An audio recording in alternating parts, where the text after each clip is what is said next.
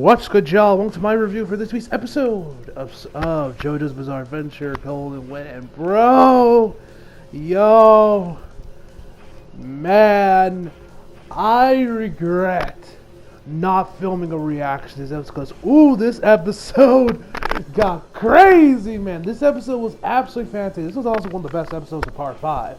And that cliffhanger, though, fuck you, David Productions. Fuck you.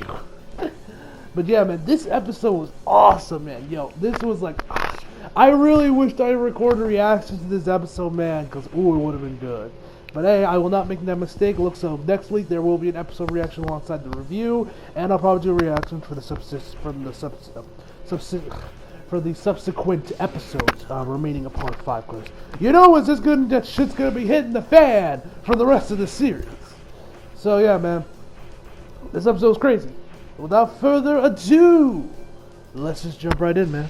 So we started this episode where we left off last week with Doppio almost going to kill Butarati, but he ends up nicely, and Butarati's like struggling to get. He's like, oh, no, I must push forward.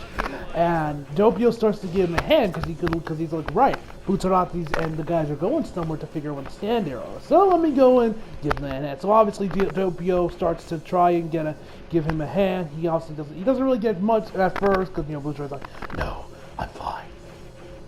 And Butarati ends up like, I think he gave him the okay, and then this happened where he kind of walks towards the guardrail. He kind of trips over, and a car is right in front of him. And he could have pretty much would have lost his head if Doppio didn't pull him back in there. And so then he kind of lost one of his shoes, and he's kind of looking around for it. And this is where Doppio starts to think that he's perhaps he's blind. And so he's kind of looking around for his shoe. And he thinks he's kind of gone blind, but then he kind of moves his shoe away, and then Butarati comments about how he got that wound on his neck. And he's like, wait, what? He's looking right at it. I got this right in my fight with fuck. I'm forgetting his name. The black, Risotto. That was his name. I was blanking on his name for a minute, but when he had that fight was a Risotto, and it's covered by cop, but you can still somewhat see it. And I think this episode pretty much explains to us what's actually gone on with Butarati, which we'll talk about that in a second once we get there. But anyway, Butarati grabs his shoe back, puts it on, and then he kind of just helps him up as they're making their way across the street. Once they get across there, and they're by this little I think they're right between the street and the other. They're between the two streets. They're between the crosswalk and there's a little bit between the two streets from the crosswalks where they lead into. So they're kind of just chilling out from there for a second before they go on there.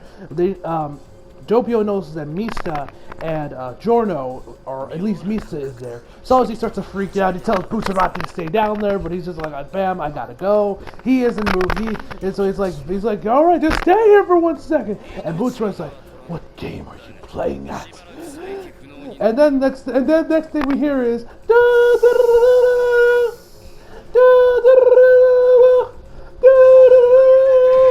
hey, I've actually gotten pretty good at doing that. And he's like, what? Come on, what now? And it keeps going, and then he just grabs the phone and be like, what? And his eyes switch over to the boss's eyes. He's like, what the hell? Why are you so damn for you're calling me now? Why you keep blowing me up? And I'm like, man, you're screaming this, and Butarati is right next to you.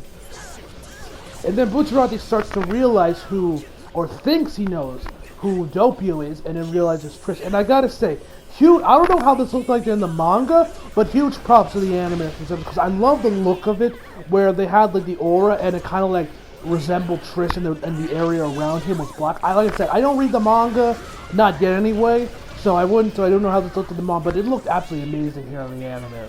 And props to the animators. Whoever's in charge made it look that nice. Give yourselves a pat on the back. And I love the look of it. I'm pretty sure I might have tweeted this out. I'm pretty sure I tweeted this out on my Twitter while I was live tweeting through the episode. But I thought the look of it looked really cool. And it was very Daredevil-esque, which I like, because you guys know I love Daredevil. I'm always kind of cool by people that are blind, and then people do these creative ways to how they see, you know. So it's always nice. I always enjoy scenes like that. So anyway, he starts talking to her, and he's like, first off, Doppio's talking to the boss, He says, "Oh, Butcher, Bucciarati may think he's looking at you, but he is actually looking at but he is actually thinks he's looking at Trish. Because he has gone completely blind, and he is nothing more than a reanimated corpse. He has no pulse, and nor a functioning respiratory system." Which, but first of all, I gotta give props to Kellen Jeff, who I mentioned before. I praise this man throughout my reviews here, as well as in my reviews of Year Walker Season 4 when that was airing. Kellen Jeff, honestly, is probably one of the best rising stars in the anime via dubbing, realm, whatever you want to call it. See, he is fantastic, man. This guy is so fantastic. And actually, in case you guys didn't actually know, I didn't know this until someone else tweeted about this, and I found out that actually, if you guys remember, Okuyasu's dad in the dub anyway, was also voiced by Kellen Jeff as well. So this man got some damn good range on him. He voices him, he voiced the boss, Overhaul, that one dude from Black Clover. The man got some range to him, and I like that. And like I said, I mentioned before, but I can't say it enough. Kellen Jeff is absolutely one of the best dub VAs on the rise right now, man. The dude is absolutely fantastic. Cannot sing this man's praise enough. But anyway, so like I said before, we finally know what's going on with Bucciarati, where he's pretty much, in a way, he's a glorified zombie. In a way, Giorno found some way to reanimate his corpse, so he cannot feel nothing. His respiratory system isn't working, and neither does he have a pulse. So I guess that kind of explains what's been going on with Bucciarati.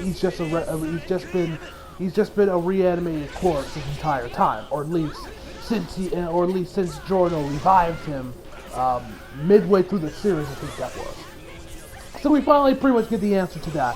Pretty interesting that that's the reason. It's because he's just a reanimated corpse. I find that interesting, and I doubt Bucciarati is going to last much longer in these episodes. I give him to maybe the second to last episode before either the boss kills him for real, or Bucciarati finally succumbs to mortality and the Reaper takes him. That's my theory on that one. But yeah, so like I said before, the boss is using his aura because he's similar aura to Trish to fool Bucciarati. He's just talking to Trish when he's expected to actually talk to Doppio. And we find out that the dude is completely blind, but he can only see, but he can also make a red outline out of your soul. He does not see physical objects, and he can only hear the vibrations of it. So when a car comes in, he's not seeing the car, but rather the soul of the driver inside. So anyway. So yeah, and then from there, Bucciarati is kind of talking to Trish, and he's like, "Oh, did you happen to see a poor young man?" He's like, "Yeah, he kind of left in a hurry, all flustered." And Bucciarati offers her, "Can you please give me a hat?" And she says, "Sure." And so from there, they walk back into Doppio, I should say. Doppio helps Bucciarati into the Coliseum. And I almost forgot to mention, before we go back to with Bucciarati in the Coliseum, we actually see Trish along with Mista and Giorno. They're kind of just looking around, trying to figure out where Bucciarati is out there, right outside the Coliseum. And Trish, and once Doppio switches his aura to the boss's aura to make Bucciarati think he's talking to Trish starts to freak out. She's like, "It's that again, that energy." She starts freaking out. She even goes down, sits down against the wall. Man, she starts to get a little shaken up from feeling her father's aura. So, and Giorno tells her to get back on the turtle. But anyway, so I wanted to quickly bring that up before we get ready. But anyway, so they start tossing. So as Doppio was kind of leading Bucciarati into the Coliseum, Bucciarati mentions how he actually has this place in the outskirts of Napoli. It's not big, but if she needs a place to stay, she's more than happy. She's more than happy to it. Which that's nice. I wouldn't be surprised if he's talking about maybe his family house that his dad lived in. Or maybe somewhere in that area. It wouldn't surprise me if it's actually in that area, because I believe that's where Bucciarati was born and raised from, I think. I don't know. Correct me if I'm wrong in the comments. But anyway, so he kind of tells me it's a good place, it's a good area, good eats and everything, and it's right by the beach. So, I'm not a beach guy myself, because, I don't like sand. It's coarse, it's rough, and irritating, and it gets everywhere. Oh god, the dial-up Attack of Clones fucking sucks. Anyway. So, anyway, yeah. So he tells him, the place is good, but Doppio, Trish, whatever you want to call him, says, that sounds nice, but let's stay focused. So then he asks her he asks him, where does he want him to lead him next? And he says, the stairs, please. You mean these ones? And then then his hand, and then Doppio's hand with the phone raised up to his ear, is like, quick, Doppio, keep moving. Do not turn around. Do not look behind you. Keep moving as if nothing happened. Someone is watching your every move. Look into Bucciarati's eyes quickly while the reflection is still there. And and kind of Doppio kind of like freaking out, like, how am I supposed to see him if I can't turn around, boss? And he tells him to look into the reflection. So then he kind of like looks into the reflection, and then we see that Polnareff is just sitting there, and he says, "Hold it! Do not make any sudden moves." And then Bucciarati introduces himself. I'm Bruno Bucciarati. I am here to learn the boss's secrets. And Polnareff, my man Polnareff starts to be asking the question. He's just like, I know, but it's your friend. I never said you could bring a +1, and I have no data on them in my records. He's like, of course you wouldn't. Trish isn't part of the familia, and we only met just a few days ago. But as you can see, she is on her side. And he says, Trish, you say? From my knowledge, that's a woman's name. And I'm like, damn! Savage! Oh, and Doppio starts to freak out. He's like, I think the jig's up, boss. He's like, no, do not panic. Act enraged for him doubting your femininity. Do it quickly, Doppio. He's like, you got a problem with me being a woman, you pig? And Polnareff actually buys it. He says, my deepest apologies, mademoiselle. I can't see well in this light. And I'm like, fam. And this scene was way funnier than it should have been, because, man, and I tweeted this out as well. Because we all know Araki is a man of many things. I did not know he was a man ahead of his time. Because when you got all these, like, trans people and other people, with these, like, fake genders and shit, always be, like, pissing at you for using the wrong pronouns or whatever, for, like, misgendering you and all that shit, they get super triggered over it. With all that going on nowadays, I just find this scene even that much more funnier. That much more funny because, because he's like, how dare you! How dare you misgender me! How dare you! I love it, man. I absolutely love it. Oh, man, that scene was absolutely hilarious. Way funnier than it should be in today's time, man. But, anyway. So from there, they kind of just trying to figure out, and then but then Polnareff pulls out another ace in his sleeve. He says, "But I'd like to see her stand, please. I don't have any data on her, but I'll let it slide if you show me her stand." Or actually, first ask her if she is a stand user, and then she says, "Of course she is," and then he asks her to get her stand down. And he said, but then Doppio starts to freak out a little bit, and he's like, "What do I do now, boss? The jig is up." Damn it, we are dealing with a seasoned gladiator. How have I not heard of this man? He's even looking to figure out what the enemy's range is. How have I not heard of him? And Polnareff actually says, I don't know why he picked this phrase. He might have picked this phrase on purpose, but he says, come on, it's very simple. Think of it as lifting up your skirt, nice and slow. And I'm like, why that phrase though? Like the phrase of, it's like picking up, it's like pulling up your skirt. Like, and I'm like, was there a reason you picked that phrase in particular, Polnareff? And so then the guy just starts thinking about from there. He notices that he has a stand arrow. Which, by the way, this stand arrow, by the way, this is all I'm going to say.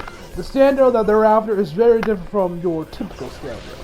That's all I'm going to say right now, because I know what it is. And because I kind of know what the stand arrow part 5 kind of is, and cool shit's about to jump down. Although you guys most likely have already seen some of the screenshots of what happens. Anyway, for you guys that do not know anything, you are in for a treat with this new stand arrow, which we kind of saw in the episode. But anyway, so anyway, they kind of try to figure out who he is. His aura changes, and Polnareff notices that that aura, it's like a killer's aura, like it's a dagger going right for my heart. And they kind of think about it for a second, but then they finally recognize who each other are, and that's when we get back, and that's when we get a flashback.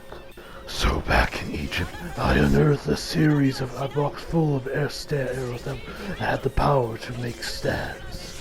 That is when I found a woman by the name of Inyaba with 2 right hands. She offered to trade the stand arrows for its knowledge. I only needed 1, so I gave her the other 5. But it was after that where she told me something truly mysterious. Is that stand users are brought together by an unusual energy. And that's when we actually switch over. That's when we get like this nice cool transition from stand arrow over to Jotaro and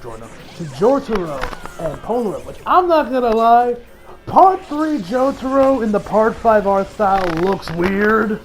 Like, he looked cool when we saw him in Part 5 with that new outfit when he was talking to Koichi, but when you see Part 3 Jotaro with the outfit and everything in the Part 5 outfit, it just looks off. Polnareff looks pretty good, but I don't know, Jotaro just looked off to me. I don't know if anyone else of y'all thought that, but anyway, what I did. So what we found out is that Jotaro and Polnareff were kind of looking around trying to figure out where their stand arrows were. This was all after, of course, what happened with Dio and he was taken out. We know this takes place in the 90s, and that Jotaro was in charge of the States as well as Japan, which I'm assuming that's why Jotaro went over to Japan. We had all the stuff going on with Part 4. I'm assuming that's what, I'm pretty sure this was like kind of like a rock out to explain like what Jotaro was doing before Part 4 and also during Part 4. Because remember, he was also looking for the stand arrow in Part 4 as well. So I'm assuming it's connected to that. That's when he decided to switch out of his outfit to that white outfit. Anyway. And Polnareff took over Europe and Africa. So he found out in Italy that's where it was going to take, where his main operation was, and he focused on this region where juvenile drug deaths were on the rise, where had a suspicious jump. So he kind of like looks around, talks about the boss, ends up catching wind of this, that there's a man out there looking to expose his identity. So of course we have a fight between him and Polnareff, and Polnareff mentions he made 2 mistakes. One was not realizing the syndicate was already at its peak, it was already at its strongest, because the boss had his hands in every sort of business out there, government, society, this, that, and the third. He had his hands in all of it. So Polnareff was screwed from the very beginning, but he just didn't know it. And the second one was not realizing how powerful Stan was, that it was like stronger than he could ever imagine, because this is like Dio on steroids. This is like Zorodo on steroids, with him, fixing out that time belt, which I still don't really know how exactly it works, but whatever. So what ends up happening is he's like, "You have already died!" And next thing he slices, first off he jams his hand into Silver Chariot's eye, which is how he got that scar on his eye. And next thing he does, he kind of chops at him, and one of his arms and both of his legs get chopped. So now I know how he ended up getting disabled. Is because the boss took care of him. I don't know why he has mechanical legs and not a mechanical arm, because at least from what we saw earlier from this episode and the last episode, Polnareff looks like he still has both his hands relatively in check. So I don't know why he lost both his legs, because they were right there with him on the stone when he fell. But whatever. And I'm assuming this is all done for the Speedwagon Foundation, the best they could to fix him up. So maybe they couldn't save his legs. I don't know. But regardless of such, whatever. So then afterwards we're back to the present, and the boss is surprised that Polnareff managed to survive this long, even though he definitely is not the same as he once was. I mean, the man's wheelchair bound with a scar on his eye. I mean, he looks pretty cool with that little eye thing on his eye. It looks pretty cool, but Polnareff is definitely no spring chicken no more, ladies and gentlemen. So then Polnareff tells Bucciarati to get away from him. He is no friend of ours, but before you know it, he's gone. And then he's looking around like, "Damn it! Where's that swine you brought with you?" And he's looking around for the boss. He can't find him. And then we used to see Jordan coming up the stairs up to the Coliseum. And then you notice that there was a skip in time. He's like, "Wait, we skipped time. It was like before."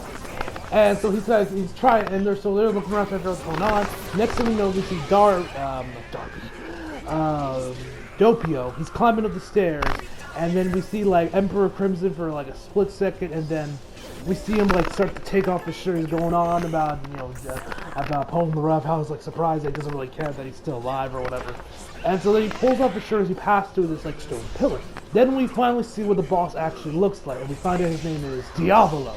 which you would have known because it's on the fucking episode title, which I did not see that when I first watched the episode. Kind of pissed off about that. I'm like, really? You spoiled the name and the title of the episode? Like, come on, man. Like, come on. But whatever. We see Diablo's look. Looks cool. Like his design. There's like green in like his hair. He like, has these tattoos around him. Of course, the man's ripped. Which, I mean, this is JoJo. Would you expect anything less? But anyway, so he looks at, and so he's like kind of like slowly making his way up the stairs, and you know, Paul and the ref is like, tell him to stay back. You know, I have the high ground, Devin. Like, I sort of, yes. I could make some joke about the high ground, like, you know, Star Wars or whatever, but whatever. So he tells me he doesn't really care that he's alive, but he's going to fish anyway.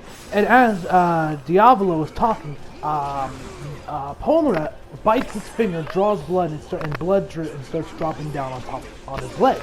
And then Diablo just jumps for him and says, "Your high ground is mine!" And then, you know, he got the whole thing, and then, you know, and then he's like, "There!" And then once he knows that there's more droppers, he's like, "There! Silver Cherry!" And then does like a spinning attack to get rid of the radius from it. And he actually managed to cut his arm, but he comments that, "If I had even gone a little bit closer, you might have dealt a consequential blow. You're just as clever as ever, Polnareff." And so then the guy talked for a moment before Silver Chair just chucks Polnareff off his, like, whatever, off the platform he's on or whatever. He just chucks him into the air. He says, Your death is now sealed! Emperor Crimson! And, you know, he does all the time traveling shit. Diablo gets right in front of Polnareff, throws some blood in his eyes to blind him, but the next thing he knows is actually Silver Chariot starts to melt as he has the new stand arrow inside of him. So then he kind of like so after time resumes, you know, Silver Chariot kind of gets on top of this platform, kind of runs away as he's like melting almost. And, you know, eventually he like punches through Polnareff, and we get like this flashback to all the guys in the new of the Stardust Crusaders in the Part 5 style. Not gonna lie, a couple of characters looked a little bit off with the new art style. Like, I don't know if y'all felt it, but it just kind of looked a little off to me. Maybe it's because I'm so used to the other style that seeing those same characters with different art style just looks off. I don't know. But regardless of such, it looks like Polnareff's died. And I was about to tweet, and I was gonna tweet it, but I was posting like one of the video clips. I was gonna tweet like, "No, don't kill Polnareff." I might have actually tweeted that. I'm not sure. Don't really remember off the top of my head anyway. But I was hoping that Polnareff didn't actually die, but it looks like he did after the ending. So next day we get back to Giorno. They're kind of still looking around trying to find him. They eventually find Buzzarati, and then we're back to Diablo. We see that he's like looking around Polnareff. We see the spirit kind of leaving from Polnareff. He says, "No, you did not die in vain, Jean-Pierre Polnareff." And then Silver Chair kind of melts away completely. He busts the wall that he's on top of, grabs the arrow, and says, "You fool! The arrow is now mine!" But then next thing we hear some things dropping down from on top. Next thing we see a foot walking past him on a higher platform. And the next thing we know, we see that there's this man walking right past Diablo. Just like, and he's like, he looks very like silver melted almost. It's very much reminded me of the T-1000 from Terminator 2. For y'all that have seen it. If you have not, what the fuck is wrong with you? Go watch that film. And then the episode, and then we see like a closer look at him, and he's like telling him like, really, you know, he's like telling him to identify yourself and all that shit. And we see that there's like a print of where the stand arrow, I guess, is, and he turns around. But before we really get an idea of who or what it is, to be continued. Motherfucker. Y'all really gonna pull that fucking shit with the cliffhanger? Really? Fuck you, Dave Reduction, and fuck you, Rocky. But regardless of such, this episode was absolutely fan-fucking-tastic, ladies and gentlemen. I love this episode. I'm so hyped for the last few episodes. Obviously, I'm probably going to be doing reactions to the rest of the episodes like I ended up doing for part 4. Definitely going to do a reaction for next week's episode when that drops. And yeah, man. So overall, I'm going to give this episode a 10 out of 10, ladies and gentlemen. Hope y'all enjoyed the video. Leave a like if you did, subscribe if you're new. Follow me on Instagram, Twitter if you like. Links down in the description box below. And as always, come back for more. See you guys next time.